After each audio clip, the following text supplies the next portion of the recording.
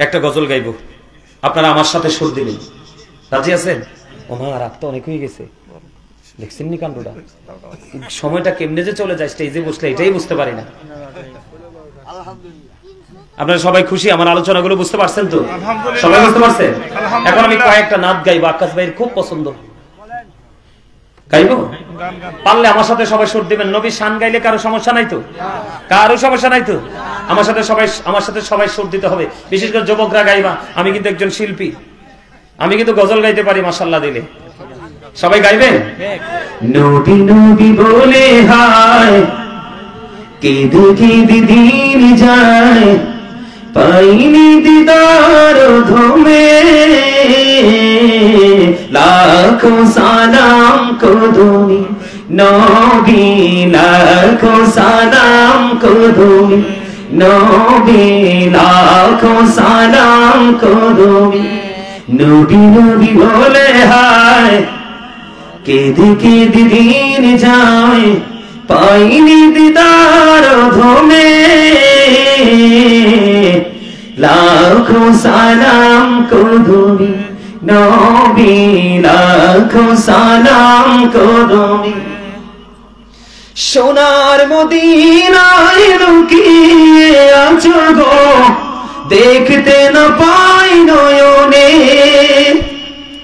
দয়ালি নজরে যাও, গোলামের দেখা দাও, দয়ালি নজরে যাও, গোলামের দেখা দাও, ধন্য করো জনমে,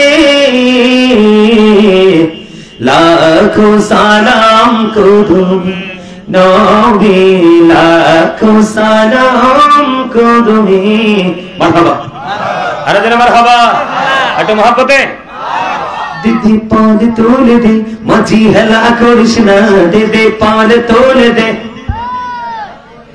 তোমরা এই গজল শুনছো না?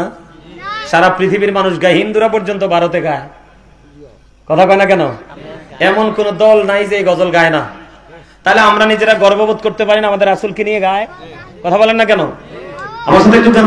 দিদি পাল তোলে দে, মাঝি হেলা করিস না, ছেড়ে দিই নৌকায় আমি যাব মদিনা, ছেড়ে দিই নৌকায় আমি যাব মদিনা। দিদি পাল তোলে দে, মাঝি হেলা করিস না, ছেড়ে দিই নৌকায় আমি যাব মদিনা, ছেড়ে দিই নৌকায় আমি যাব মদিনা। মক্কায় নবী এলো মা আমিনার ঘরে, হাসিলে হাজার বাণী, কাঁদিলে মুক্তা ঝরে, দয়ালে মুর্শিদে যার সখা, তার কিসের ভাবনা, দয়ালে মুর্শিদে যার সখা, তার কিসের ভাবনা। আমার হৃদয় মাঝে কাবা, নয়নে মদিনা, আমার হৃদয় মাঝে কাবা, নয়নে মদিনা।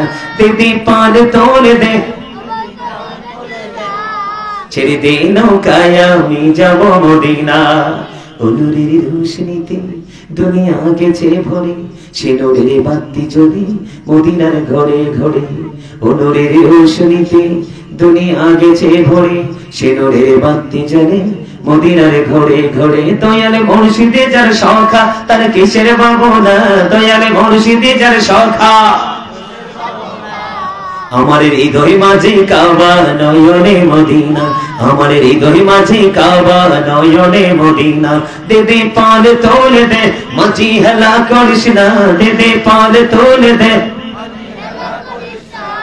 ছেড়ে দিই নৌকায় আমি যাব মদিনা। মারহাবা, আরে জোরে। আপনারা গজল মনে পছন্দ করেন না? করেন না? গজল তো মজার জিনিস, এটা পছন্দ করে না এমন কোন মানুষ নাই দুনিয়াতে, আছে?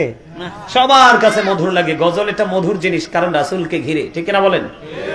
জগৎটাকে আল্লাহ পাকে সুন্দর সাজাইছে, সর্বশেষে নূর নবীকে ধরায় পাঠাইছে, সর্বশেষে নূর নবীকে ধরায় পাঠাইছে।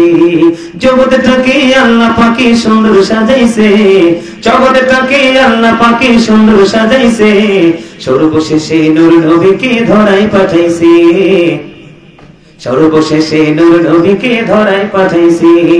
নবীকে আল্লাহ আপনে নূরে সৃষ্টি করে সবার আগে, পাঠাইয়া সবার পরে সম্মান দেখাইছে, পাঠাইয়া সবার পরে সম্মান দেখাইছে, সর্বশেষে নূর নবীকে ধরায় পাঠাইছে, সর্বশেষে নূর নবীকে ধরায় পাঠাইছে।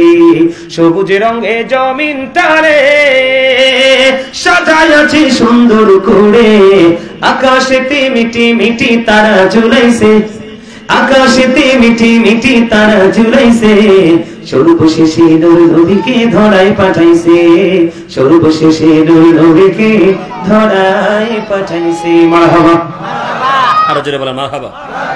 সম্মানিত উপস্থিতি, সকলে 5 ওয়াক্ত নামাজ পড়বেন, হালাল পথে রোজগার করবেন, সামাজিক বন্ধনে আবদ্ধ হয়ে চলবেন, কারো হক নষ্ট করবেন না, মিথ্যা কথা বলবেন না, গীবত বলবেন না। আর এই সব ধরনের নোংরামি থেকে বাঁচতে হলে একটা অস্ত্র আপনার জীবনের সবচেয়ে বড় অস্ত্র, যেটা হলো 5 ওয়াক্ত নামাজ।